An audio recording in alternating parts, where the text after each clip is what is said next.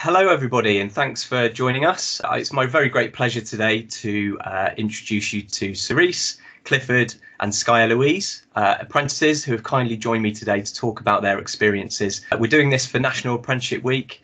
The intended audience is everybody and anybody that would like to hear it, but as I work on the ASK programme, the Apprenticeship Support and Knowledge programme, we particularly have a keen interest in young people, hearing what these guys have to say, and the parents, teachers and other influencers, carers around any of those young people that might be watching too. So without further ado, we're going to get started. So my name's Cerise Mangat. I'm doing a degree apprenticeship, so it's a quantity surveying and commercial management scheme. And I work for EDF Energy on the Hinkley Point C project based in Bridgewater. So my scheme's 5 years long. So I go university part-time and then obviously working on site for the other 4 days. I mean, a quick overview. My scheme, I rotate throughout the business for the 5 years, and then at the end I do my chartership. So it's the Royal Institute of Chartered Surveyors. So I do my endpoint assessment, and then I'm fully qualified. Brilliant, thanks Cerise. And before you started your apprenticeship, did you fully understand what a chartered surveyor was? I did not. No, I mean, even now it's just continuously learning like the different roles and responsibilities. So I think even now I'm like almost 3 years in, it's still just, there's always something new to learn about what I'm doing and what the role entails. Brilliant, thank you. Yeah, we'll come on to some more detail shortly. Sky and Louise, if you're happy to go next, please. So my name's Sky and I'm a first year manufacturing apprentice at Hepco Motion. I'm currently doing my level 2 apprenticeship course, and we're situated in Mid Devon and we specialise in linear motion systems. So part of my apprenticeship is moving around different departments and experiencing what each role is in different department. I'm currently based in CNC, so doing a lot of machining work, and I go to college 2 days a week to implement the knowledge that I have at work into more of a coursework side of things. And my apprenticeship is 4 years long, I believe. Thank you very much. That's brilliant to hear. And Clifford? My name's Clifford. I am working at South West Water as an instrumentation control and automation engineer stroke technician. My apprenticeship is currently a level 4 electronic control and robotics. So my basic apprenticeship was just 3 years. That was a level 3 in electrical engineering. This is the advanced foundation degree course. So that's an additional 2 years. So I'm due to finish that one in September and then potentially move on to a level 5, level 6 degree if the opportunity's there. It'd be nice to do. So my job revolves around automation of the systems and the processes that South West Water uses. So sensors and computer or PLC controls for pumps and all things that keeps the water flowing around the region, basically. Very technical, I can imagine, which it sort of leads on nicely, really. I was going to ask each of you what a typical day looks like doing your apprenticeship. If you're happy to lead on, Clifford, I mean, what does a typical day look like for you in your apprenticeship? Yeah, I start my day at 8 o'clock in the morning. My base is in Exeter. And as an ICA, we travel around the different water treatment sites and wastewater sites, and also the reservoir network, pumping stations, the whole lot. So a lot of my work tends to be reactive based. So if there's a fault on a site, we get a phone call, we get a ticket that says what we've got to do, what's expected. We go to the site, we see what's wrong, we speak to whoever's involved with it, and we do our best to repair it. We also do planned stuff. That's what I was doing this morning, just upgrading automation systems, running a new cable and all sorts of stuff we get our hands on. So yeah, it is a real, each day is very, very different. It sounds like you get out and about though. Would you say that's one of the positives of your job? I love it. Yeah, I like it. It's like being out and about, moving around. Like I can currently, I can see the sea from where I am. So that's always nice.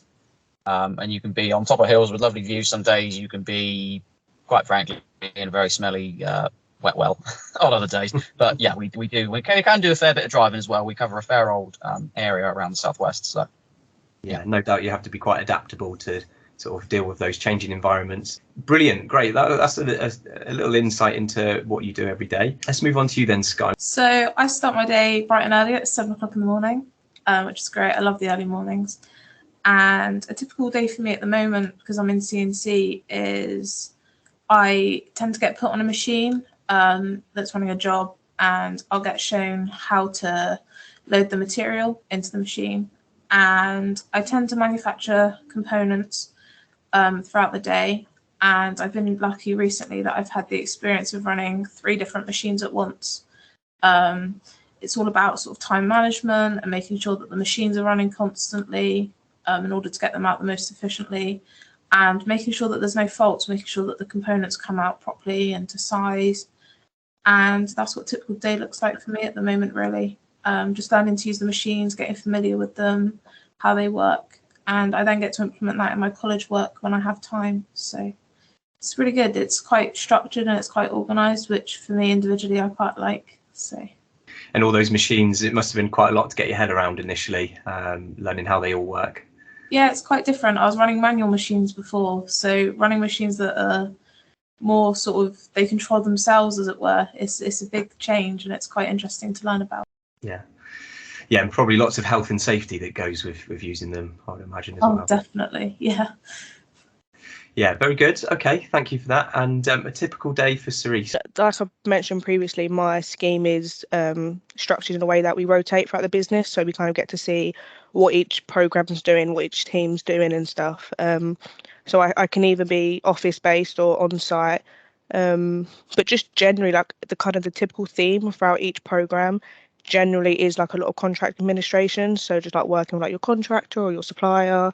But then there have been teams that I've been in where it's a bit more procurement based, but it's essentially like the way the business have done it is that we kind of get to see from point A to B of the supply chain, so how it all starts and kind of all the way to construction and manufacturing and like commissioning basically. But for me, the scheme I'm on is a commercial one, so each team I rotate in, I do sit with the kind of in the commercial discipline, as it were. Okay, so getting to meet new people, work with different teams, a bit of rotation there. Definitely a bit of an insight into your apprenticeships.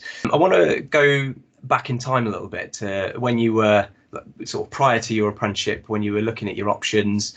You might have been sort of different ages or different stages in your thinking. You might have tried other things first and then gone for what you do now. But I want to know a little bit about sort of where you were at in your thinking at that time and how you came across your apprenticeship, and sort of for some of you it will have been a more recent experience than others because you're all different stages in your journey. Clifford, what was your thought process around what you do now? You know, did you find the apprenticeship via a particular piece of information? Did you know about apprenticeships before? Where were you at? Yeah, I mean, I left school and I did 2 years as in plumbing, doing a plumbing apprenticeship. So going around and house bashing, basically doing kitchens and bathrooms. And then I decided that wasn't really for me. I fancied a bit of a change, and it was a National Apprenticeship website. I was just scrolling through that and keeping an eye on what was available, because I did want to do an apprenticeship, definitely, because it's I've always said it's a fantastic way to get a really good qualification whilst getting experience and also being paid to do it. So I kept an eye on that, and then this job offer came up for this ICA apprenticeship. I didn't know what that meant. I was sort of reading through the description going, I don't know. But I tried it. I thought I applied for it. And I think there were, I don't know how many applicants there were, but I know I think there were 6 available positions and they only took on 3 of us. So it was quite a cut down on the amount of people that applied to the amount of people that they hired. And so it just went on from there. To a certain extent, pot luck. I just happened to be looking at the right place at the right time. But it's brilliant. Yeah, loved it ever since. Brilliant. And when you were looking at the apprenticeship advert, and you said there were some aspects of it you didn't really know, what it was and what it meant. What jumped out to you to make you think, that's what I'm going to apply for? Yeah, I certainly wanted something hands-on, and I wanted something out and about, doing something different every day, and just learning all the time. And this was definitely, as electrical engineering. So I wanted to get into engineering, which is a very broad word anyway for a lot of jobs. But this seemed like quite an interesting niche, sort of learning about the technicalities of how stuff works and the sort of the behind the scenes side to the world, really, that a lot of people don't really know what goes on at 2 o'clock in the morning when the pumps fail and suddenly there's no water, and that was sort of explained a little bit on the job application and on the advert. So I was sort of, it sounded interesting. Brilliant. Okay. It was interesting to hear your journey. So you sort of gone from one opportunity, the plumbing, and you've moved on and you've done sort of a new thing with what you're doing now. And I suppose that gives an insight into how apprenticeships can form the start of someone's career, but also sort of the middle parts of people's careers as well. Progressing, up, gaining experiences. Going from one good opportunity where you're learning and working to another one where you're learning and working. So I think I'm trying to anticipate what our audiences would be learning from this, and that's definitely something that would come out of what you've just said there. Very good. Yeah, thank you for that. And I don't know who would like to go next. No, I mean, I guess the type of person I am, I like to have a plan. So I did my A levels in maths, chemistry, and psychology. So I mean, you could argue they don't really relate to what I'm doing now, but yes, I did that, and then I had a plan. I was like, I applied for apprenticeship as you do in like year 13. Went through the whole recruitment process for like a few of them, got to the end, and then my plan just kind of fell through a little bit. So I was like, oh no, like what do I do? Because I didn't really have a set backup plan when I started applying. I was like, oh, I'll get an apprenticeship, it'll be fine. And then I kind of had a year where I was like, okay, well, what do I do? So I studied, I did a business diploma for the year, and then I just essentially went through the whole recruitment process again, applying for apprenticeships. And I actually found the one I'm doing now, I found it on the UCAS website. So I kind of went for the UCAS website, the Gov website. There's not going to uni, obviously like the company websites as well. And then you just kind of went through the recruitment process. It was quite lengthy from what I can remember. There was a lot of aptitude tests, a lot of interview processing, applications. And then I think for a lot of them now, I mean, they still have the assessment centre phase. So that was like the final hurdle. And I was like, oh, okay, I'm here now. And then that was like a day long. And then obviously you have like your interview. We had to do a presentation. We had loads of group activities. And then after that, it was like, yeah, I got the ring. I was like, oh yeah, we'd like to offer you a job. I was like, great. And then almost 3 years later, and here I am. Yeah, brilliant. Oh, that's really interesting to hear. And there were different stages to your recruitment process, and we often hear the term assessment centre when we're talking about apprenticeships. Assessment centre can look and be a completely different thing from one apprenticeship to another, one employer to another. So are you able to share a bit of detail around the assessment centre and what that was like for you? Yeah, so ours was, there were 2 days for the same scheme. And from what I can remember, I think there must have been about 15 of us, I think. On the day I went, and so essentially we had to do a written exercise.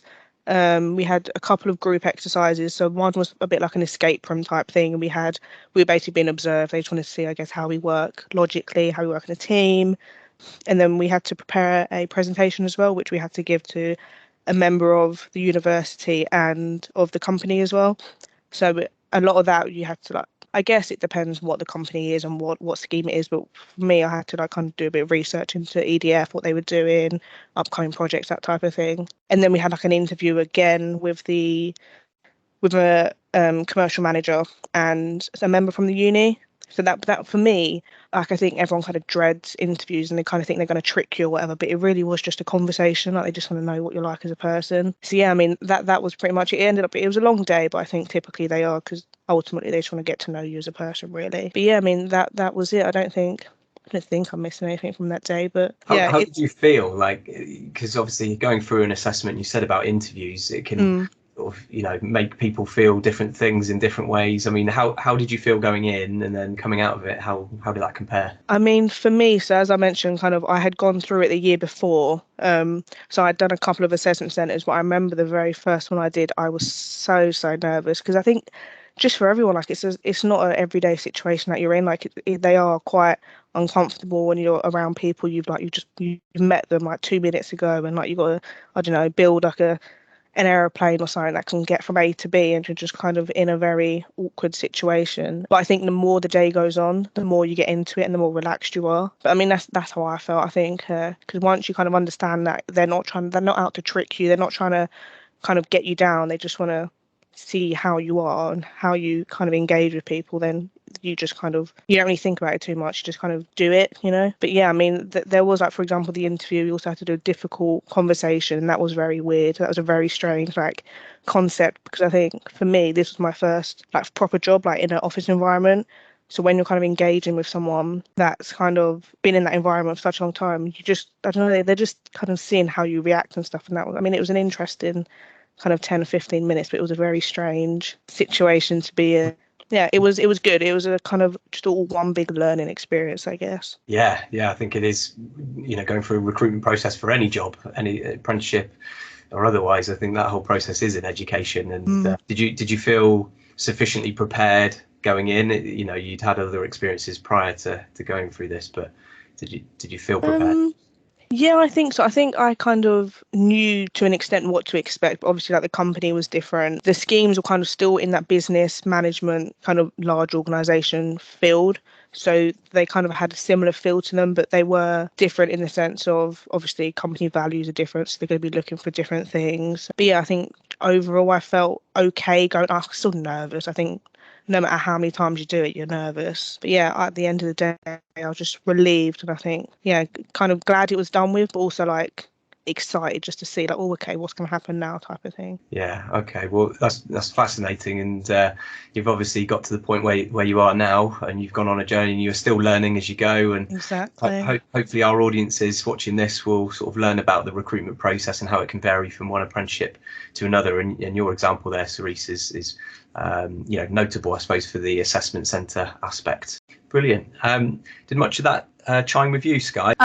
So I was actually, unfortunately, one of the people that was affected quite heavily by coronavirus. I was, I think, the first year that didn't sit their GCSEs. So sort of coming out of sort of school and sort of your whole plan has sort of gone, it's just not there anymore. I remember feeling quite overwhelmed, like, where do I want to take my future? Everything's sort of unsettled at the moment. Where do I go from here? And I remember I went to Exeter College to look at their engineering course. And before I started my apprenticeship in September, I did my first year of the Level 3 National Diploma in Engineering, the Foundation Diploma. And I'm really grateful for COVID, actually, that I was able to do a course before an apprenticeship, because that course is where I really found my love for engineering. That course was 3 days a week, so in the other 2 days of the week I was also able to fit in a work experience placement 1 day a week.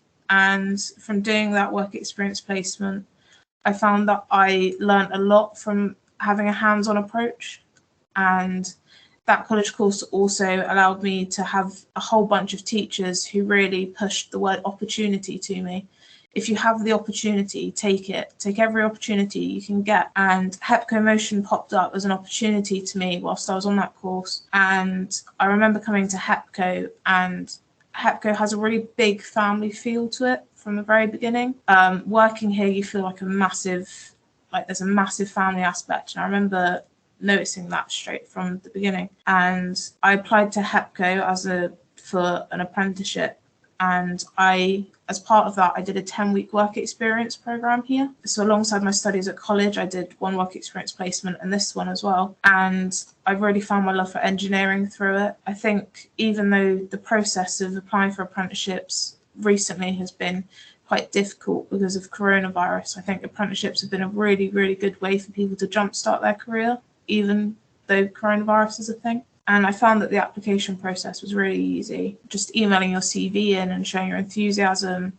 I then met our production manager, who gave me a tour. I started my 10-week work experience program shortly after, and I was really able to start to see a career here and start to see myself working here. And I didn't have as much of like testing as Charisse was talking about before. I had sort of one assessment before I started and an interview, and also the 10-week work experience placement. And I think the work experience placement gives companies like HEPCO the ability to sort of analyse individuals and see how they work over a longer period of time. And also in an industry such as engineering, it's really, really, really crucial to build up as much experience as you can. And that also benefited me. So I've now got 2.5 months work experience at the company before I've even started, which is a really, really great opportunity. Yeah, and a chance for not only you to get a feel for the company, but the company to get a feel for sort of what you offer and the kind of employee that you could be. So yeah, you would hope that then leads to a sensible decision by both parties. And look where you are at the moment. You sound very positive about it all, so that's great to hear. I found that I was finishing my work experience placement, And over the 10 weeks of the program, you can just see how invested the company are in you. I mean, I was getting like comments on how I was working, which was really positive, like feedback. And Morris, who's our apprentice manager, was frequently in touch and talking to all the employees. And the other thing that I got to experience was the potential that you can have in the company. Other apprentices that have gone through the ranks and are now managers, I got to see their progress and talk to other apprentices at the time. And it gave me a really good idea of how my future would plan out here if I chose to do an apprenticeship here, which was really helpful. Yeah, and I suppose some other elements that you've talked about in all of that that really sort of caught my attention was you were talking about the college or the off-the-job training side of stuff. You were talking about how the pandemic had impacted your apprenticeships, and I suppose I want to sort of move over to the other guys and sort of ask if any of that chimed with you. Two separate questions there, really. So let's start with the pandemic. We've all been through the pandemic. It's been a disruption to everybody. Has the pandemic changed things temporarily or otherwise? I'm happy to go start. for it. Yeah.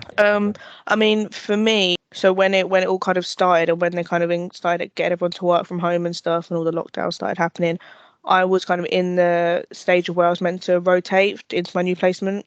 But I think obviously I'd only been there for 8 months, but at that point, and they kind of said, okay, look, we'll keep you where you are for now, just to kind of, you're used to it, you have a certain level of responsibility, you know the team. I think just for our personal development as well, they don't want us to miss out on anything. But then, so I ended up staying in my first placement for a year rather than 6 months. But then, like I mentioned, kind of the way the scheme is structured, they do want us to get exposure to a lot of it, a lot of the programs, a lot of the teams and everything that's going on. So we did have to rotate, which was good because obviously you get a new workload, new team, new people. And I think because obviously at that point, obviously we were still working from home and stuff, offices were closed, but all site work was still going on, but I wasn't based on site, so that didn't apply to me.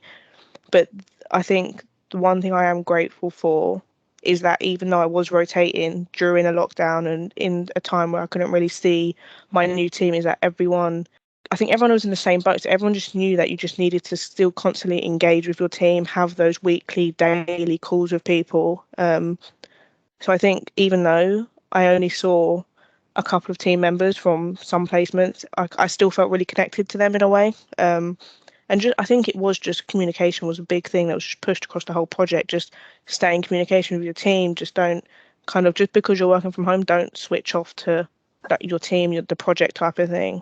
But then with uni, that all switched online. And that was a bit difficult, I think, because some modules were a bit more technical. And I think for me, especially where we only go in once a week, it kind of limits the questions you can ask. And I think probably a lot of people think the same thing. It's so much easier just to have a conversation with someone face to face rather than having to do it over Teams or whatever it's going to be. So that I think probably everyone kind of had to adapt a little bit. But yeah, I mean, even now, I think hopefully like it didn't really go back to being online, but I think we've kind of all got to a point where if it did, we would be able to kind of get on with it, and we know what works well now. Work-wise, I think for EDF, I think personal development, especially not apprentices, is a big thing that they push for, and they wanted that to continue no matter kind of what the working situation was, if you was at home or in the office. So I think they kind of just really embraced that part of it and just making sure everyone, that was a big focal point for us, really. And yeah, I mean, I think they did well. I've still managed to reach my targets I needed to with like the 20% off the job training and stuff. So it's it was all moving in the right direction. So fingers crossed it just stays that way, and now it's just getting back into the office and re-engaging with everyone. But comes back to that adaptability that we talked about earlier, and yeah, I'm sure I mean, you said that in EDF have done really well. I mean, you as an apprentice will have done really well to sort of flex and adapt and accommodate all of the things that have been necessary in the pandemic to try and, you know, keep everything going and communicating with colleagues via different means. Nice insight there, and a relevant question, I think, given everything that's gone on. Young people in sort of their early stages of looking at what they want to do might be thinking, okay, well, is it a solid option to go for an apprenticeship if there's a pandemic looming, or still impacting our everyday lives? And hearing your stories just sort of gives real examples about how apprenticeships can be maintained and go forwards in all of this. And Clifford. Yeah, kind of following on from what Cerise said, really. I think the biggest change for us was moving the college course, the uni course was then put on Teams. Everything was done online. So all the lectures were, even though sometimes the tutors would be in the college with the whiteboard, with the equipment, because a lot of our course is also quite a practical based, lab reports and stuff. It all had to be changed. It all had to be done on Teams. It all had to be done in more of a written format as opposed to a practical format. And pros and cons, I found certain elements of it made easier from just being able to do it from home. But at the same time, certainly for the practical stuff, and for just having a conversation face to face. And if you've got a question about a certain part of your report that you don't understand, being able to just stick your hand up and say, "Oh, I don't understand," and then you can have it's much easier in person. So it's been nice over the last few months for the colleges to open up for us able to go back to face-to-face teaching. So the last few months have been easier than over the pandemic. But I mean that's probably the biggest change we've had. My day-to-day work life, we tend to lone work quite a bit anyway. So for my office is my van. I spend quite a lot of the day in it, traveling around to different sites and working out of it with my tools and everything else. Obviously, there were COVID restrictions, so the meetups that we did have working in teams was kind of discouraged, and the team meetings that we'd have on a monthly, weekly basis, again, went over to Teams, so it wasn't quite the same. But again, over the last few months, it started to come back to as it was before. But certainly, I haven't had to work from home, which for me is brilliant because I personally couldn't think of anything worse. Fortunately, for people out on the field, for us has been relatively the same. If anything, it's been quite nice because the roads have been really quiet because everybody was at home. Yeah, fascinating, really, and great that you've all been able to sort of continue through and adapt and flex and accommodate the challenges that the pandemic has thrown at you guys. And more of that positivity, hopefully, fingers crossed, and moving in the right direction from this point forwards. So the other question then I was going to sort of ask, leading on from what Sky had said, was about the training provider aspect of your apprenticeship, the off-the-job training, and how that complements your sort of day-to-day work. Go on, Clifford. Let's stick with you, Clifford. Go, you lead us off. A lot of the off-the-job, because South West Water does a lot of in-house training, so we're trained in confined space entry, working at heights, basic first aid, electrical safety, the list goes on.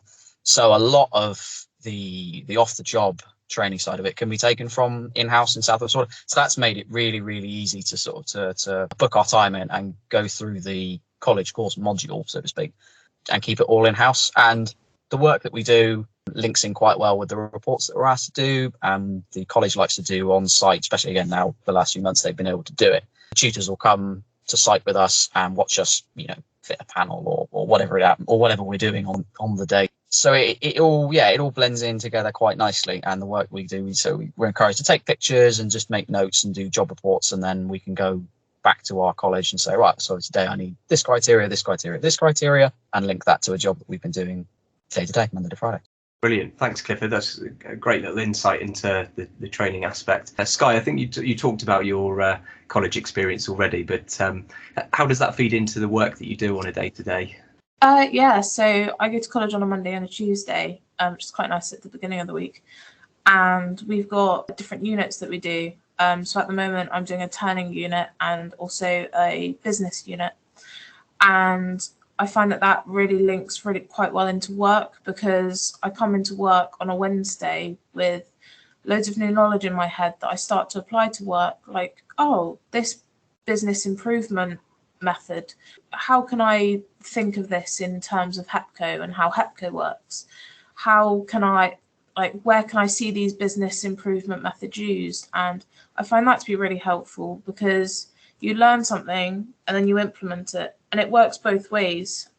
You go to college and you implement it at work, and you go to work and you implement it at college, and I found that they really complement themselves. It's also implemented through college work and coursework that we study, and we also have skills officers that come into work and review us and see us at work. So like today, when my skills officer comes in, they come and talk about your progress and set targets, and I feel like the college and the workplace work really well together.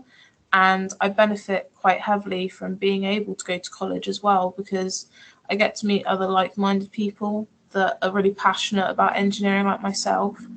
And I've made some really good friends through it as well. Yeah, well, plenty to be positive about there by the sounds of things. Yeah, thank you. And Cerise? I think in terms of the modules so far that I've done at university and linking that directly to work, it doesn't really link right now purely because obviously Hinkley Point C is a nuclear power plant. So it is a very kind of unique project and industry. So, but then what we're learning at university is kind of tailored more so towards like domestic buildings or developments, or like commercial kind of buildings and properties and stuff. So whatever we're kind of doing at university right now, I think the way I see it is just because of the sheer size of the project and because it is a large infrastructure project, they're not going to teach that specifically through the university module. So right now there is no direct link, but from cohorts above, from what kind of like discussions with them and stuff, they have said that the more you progress, the modules do start to link to work, like whether it's like procurement and contracts or a bit more of the QS and stuff. But just generally, I mean, like I feel like I've just mentioned it like a million times today, but because of the way the placements are, each placement we're learning something different. So a lot of that kind of when we first join in the first month or so can be linked to like our shadowing aspect. So just learning whether it is you're just sitting in on a meeting or whether it's like a budget report meeting or whatever it's going to be, a lot of that still links in. So whether it's shadowing or just like Clifford said, there's a lot of in-house training that EDF do as well. So whether it's on a security training or like contract training, like this week and last week, I kind of had 2 dedicated morning sessions to FIDIC contracts. So there is always an opportunities for different training. But yeah, I mean, there's always something, I guess, to do and that you can put down as your off-the-job training, whether it's CPD or shadowing or whatever you could kind of get involved with, really. Yeah, and from what you're describing, it sounds like with the on-the-job stuff that you're doing as well as the off-the-job, you're getting quite a breadth of experience. It's building quite a foundation, I suppose, on your apprenticeship.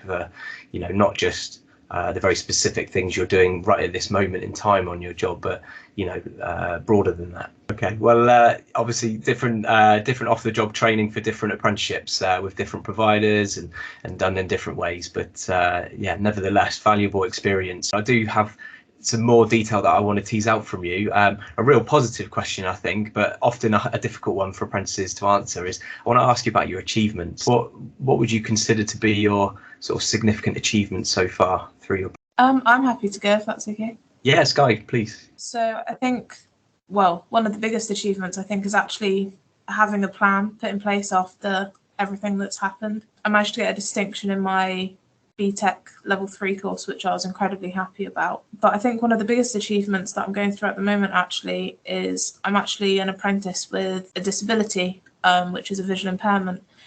And one thing that I want to achieve this year is promoting awareness of disabilities within apprenticeships to inspire others to get into an apprenticeship despite the challenges and the struggles, and show that it is possible that despite these challenges you can go really far and be able to pursue your career.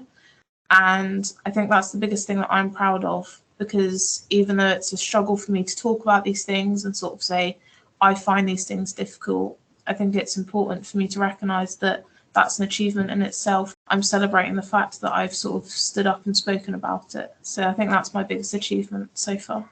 You say it's hard to talk about, but you've articulated that perfectly. That was, it's inspiring to hear it, really. And I had no idea, but I'd love to know more about that if you're comfortable talking about it. How you've been supported, or how you've managed to sort of yourself just overcome anything that might have otherwise been difficult. with that? Of course. So I've had this sort of disability for 18 years, and it can be quite daunting to approach apprenticeships because I was struggled about how I might be judged and how I might be treated because of it. But HEPCO as a company have been incredibly supportive of it. I mentioned it, and I spoke to my manager about it, and we spoke about how these challenges affect me. The way it affects me is that my eyes move uncontrollably, and it can affect day-to-day tasks, and it really affects my confidence. But talking to my apprenticeship manager, we agreed that we can turn this into something positive. And I call it being a voice for the voiceless. That's what I want to be. And I want to put my story forward to help others and give them inspiration and help them to get on a pathway like I am that hopefully has a really, really positive future. I think all of these things I'm trying to put forward, that you can still do things that you want to do, and you can still, like, you don't have to let these things stop you, and you can still go where you want to go. And having companies that are supported like HEPCO, the beginning, because having a company that supports you and wants you to do really well enables you to do really well as well, and it brings the best out of you. Yeah, well, I mean, you've articulated it so eloquently. You've come across really confident. All the things that you said that you weren't so sure about, and I'm sure that what you're talking about will really chime with others. And thank you for doing what you're doing. Really appreciate it. Genuinely mean that. And you know, more power to you. I hope you know, the positives that have happened so far with your apprenticeship continue to grow, and you get your story out there and inspire others to succeed in the way that you have done. But before we move on to the other two, asking them about their achievements, on a practical level with your job and your disability, do you find that things have had to be sort of changed in some way or done differently in some way to sort of ensure that you're good at what you do and able to succeed? So far, no. I find that because I've lived with my disability for so long, that I've become relatively used to adapting things that I do pretty quickly.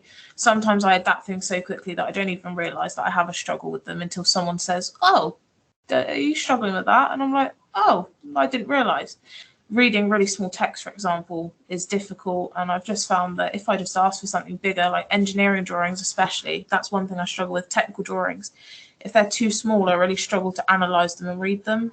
And talking to college and talking to my employer, I can get bigger prints of things, and that's really helpful. But to do that, I've had to have the confidence to speak up about my struggles and challenges, which is something that not all people are able to do. And I hope that by talking about things, I can sort of inspire others to speak up and go, "I'm struggling," because once you do that, it really opens the doors and allows you to do things so much easier. And accepting the help you're offered is a really, really important step in that, I think. Well, on the Ask programme, we'll do our utmost to try and get you in front of a few more audiences to get that. Oh, I'm up for that, 100%. Positive stories out there. Yeah, brilliant. Well, Sky, I know that you've got a time to dip off this call. You've got things to get on to. So if you need to leave now, that's absolutely fine. No, Sky, yeah, from my heart, thank you so much for your contribution today. And I'll certainly be in contact with you afterwards, just for a bit of a catch up and a debrief as well. Thank you ever so much. It was lovely to meet you all, and I hope your apprenticeships go really well. Look forward to meeting you in the future. Thank you ever so much. Thank you. Thanks, and you. Cheers. Bye. Okay, so for you guys, your achievements, what would you single out as being one of your most significant achievements on your apprenticeship? Cerise, should we go with you first? I feel like I don't really have one like specific achievement. I don't mean that in like, oh, I've got so many. I just mean that in the sense that like I think just for me, like doing things like this and kind of just spreading kind of positivity around apprenticeships, what they are, just I think just letting people know what they are. A lot of like internal events I've got involved with, whether it's or like International Women's Day a few years ago, I got involved with like a little campaign. I did a podcast last year. I went to one of the political party conferences, just spreading kind of what apprenticeships are and how you can get involved with them. Because I think for me, when I was initially going through this process, it's not that I was alone in doing it, but it was I didn't have kind of someone to look up to, be like, oh, they're doing that, I can do that too, type of thing, you know. So I think just kind of being able to just kind of put my story out there, as it were, so people know that, oh, it is possible to do this, that, whatever it is you want to do, just so they have an option really, or they have a choice. But yeah, I mean, it's not really, I wouldn't say it's an achievement, but it's something I'm quite proud to like get involved with when the opportunity arises in whatever form it may be. Yeah. Okay. Well, that's an insight into what you hold as valuable, and as part of the Apprentice Ambassador Network, you're able to get your story out there, and that's precisely what we're doing right now. So thank you for sharing that, Cerise. Clifford? Yeah, well, I think I got a tough act to follow from what Sky was saying. I mean, I think so. I just turned up. I think for me, because of the technical nature of what we deal with, just being able to reflect back, because I've been working for South West Water for 5 years now, and I remember that first day on site with somebody else, and we opened up a panel that controlled, I think, just some pumps and stuff. I remember looking at it and just thinking, what on earth is all this? There's just reams of wires and relays, and I've never seen anything like it in my life. Anybody would think you're on a nuclear submarine. It was crazy. So to think back at that day and then see myself now, or we're a 24-hour business, and part of my job is on a standby call out. So to then find myself at 2:00 in the morning at a place I've never been to before, where there's people potentially running out of water in half an hour, and people are going, you can fix it, can't you? And I'm going, I hope so. But then being in a position where I'm then able to take that responsibility and then repair stuff and get the pumps running and get the water flowing again is just the whole apprenticeship and the progress that I've made through the college, getting the qualifications and becoming a member of the team, really, and being in a position of responsibility, I suppose so. And being able to be trusted with going out and ensuring that the water keeps coming out the taps. Yeah, responsibility, exactly as you described it. Everybody has responsibility, and I think when you had that initial moment of being overwhelmed with, oh my goodness, how am I ever going to get my head around all of these wires and know what all of this means, you've gone on a journey of understanding your job and what you do through your apprenticeship. And I suppose there's probably some personal character that's helped you overcome that. You didn't give up at the first hurdle when it looked a bit scary. Anything like this, I think it doesn't have to necessarily be an electrical engineering apprenticeship. Anything that anybody goes to do, there's going to be hardships with it. If anything good isn't going to be necessarily easy. So, but I mean, you can do anything if you just stick with it. That's the secret. It's just sticking with it and not just giving up because it gets a bit difficult. You do have to make decisions. Am I going to go out and go to the pub this evening, or am I going to sit home and do my college work? And it's not necessarily the fun thing to do, but when you look back on it in a year's time, you go, yeah, that was the good thing I did. Whatever you do, stick with it. And you can do anything you want. It's amazing.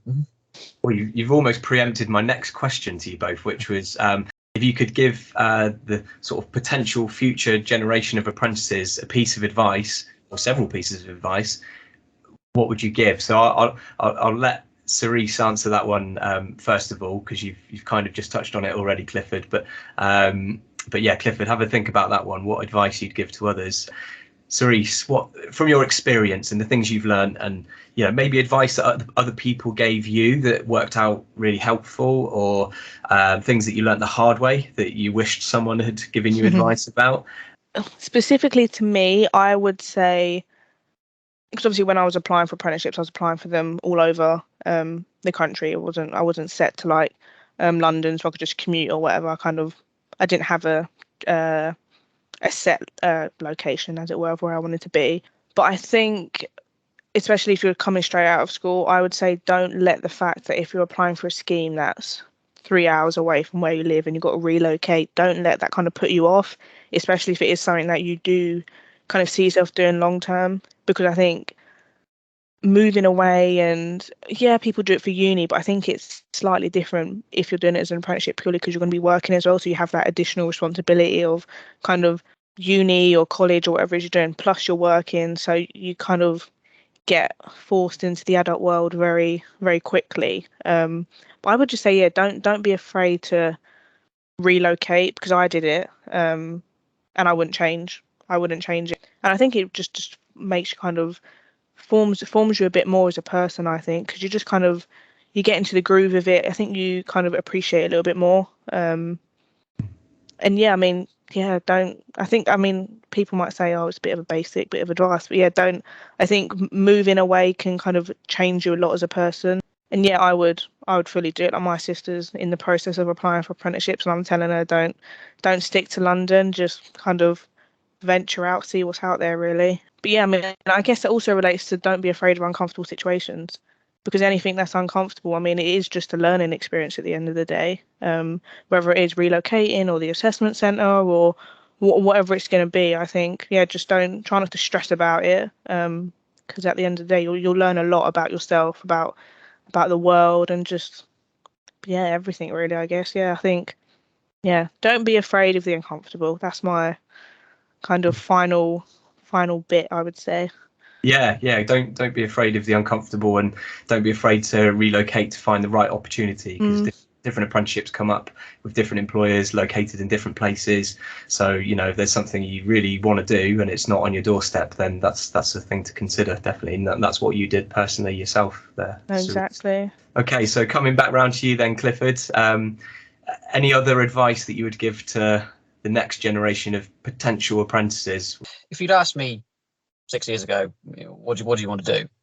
I wouldn't have been able to give an answer, because I didn't, leave school or whatever and think I want to become an electrical engineer for South West Water. Really, it's the way that everything's fell into place, and it's the way everything's worked. But I think no matter what you do, whether it's an apprenticeship, whether it's a uni course, whatever it is, just give it everything you have. Whether you know that you want to do it, or whether you're just doing it because you think you will just give it a go. Give it all you can, and give it everything. Give it your best, because if you've given it your best and you can't expect any more from yourself, then nobody else can expect any more from you either. And I think if you've tried your hardest, and even if it does, then if it doesn't work out, that doesn't matter. You've got years and years and years and years ahead of you. If you've decided that you don't want to do something, then just change. There's no set rules. There's no saying that the first job you get is going to be your job forever. But whatever you do, just try your hardest and give it your all. And it's amazing where you can end up and what can come out of it, even if you didn't expect it. Well, that rounds this off perfectly, I think, with that piece of advice. And I think if we all take your advice, well, hopefully if I took your advice, I would make a success out of myself. But I think for you guys, you're destined for great things from everything that I've heard, and I feel quite confident about that. So keep up the good work, and with everything you're doing as apprentice ambassadors, speaking to audiences about your experiences, hopefully that's going to be a real education for other people as well, to know, if that sort of thing is for them in future, or if potentially if it's a parent or a carer or a teacher, careers advisor, some sort of influencer around the young person, and they're choosing their options, hopefully they'll be able to advise that young person accordingly as well, based on your authentic stories of what you've talked about today. I want to thank you massively for your contributions today. Really appreciate it. Clifford, Cerise, and obviously Sky, who was on the call earlier today. It's been brilliant, and yeah, I hope that this is received well by audiences in National Apprenticeship Week, and potentially sort of after National Apprenticeship Week and onwards as well.